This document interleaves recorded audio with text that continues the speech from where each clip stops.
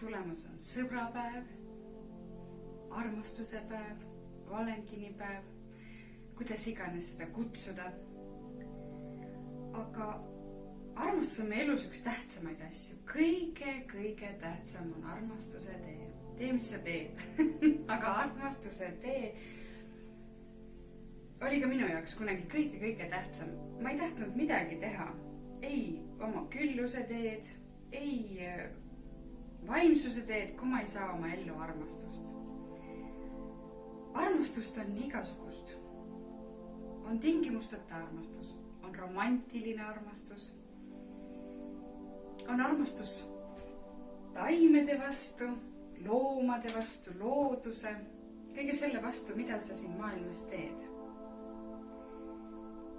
Kui inimese elus ei ole seda tõelist poolekest, siis selle poole ta püüdleb kõige rohkem romantilise armastuse järgi. Ja just seda see sõbrapäev ka sümboliseerib.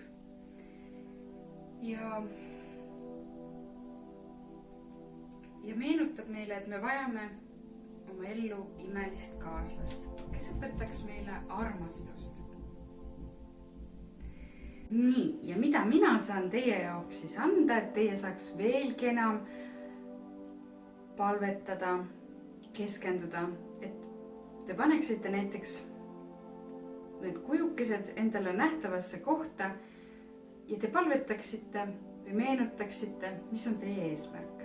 Et kui te püüdlete romantilise armastuse poole, siis näiteks see kuju sümboliseerib everlasting love ehk igavene armastus, mees ja naine, mehe ja naise armastuse poole on nagu need kujud. Aga nagu ma ütlesin, armastusi on hästi tähtsam ka sõprus. Et siin seesama sümboliseerib siis sõprust.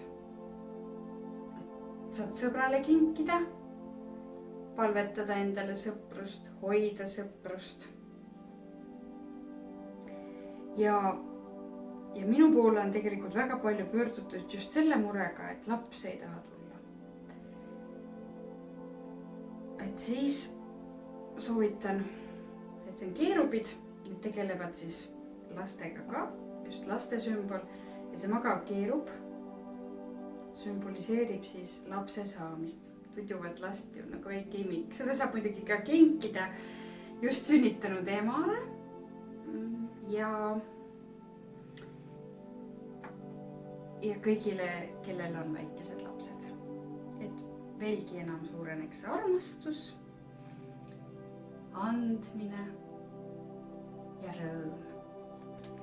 Ja muidugi juba kes on abielus kes tahavad või et Cupid slaav oleks alati, et selles abielus oleks armastust, suhtes oleks armastust ja et leida armastust. Ja me mõtleme teie jaoks välja väga lahedad paketid, et selles on see raamat, mõned nendest viirukitest, mõned kujudest ja te saate omale sobiva välja valida, kinkida endale, oma sõbrale, oma armsamale või tehes head kellegile, kes teate, et igatseb suure armastuse järgi, otsib armastust, soovib sellest osa saada.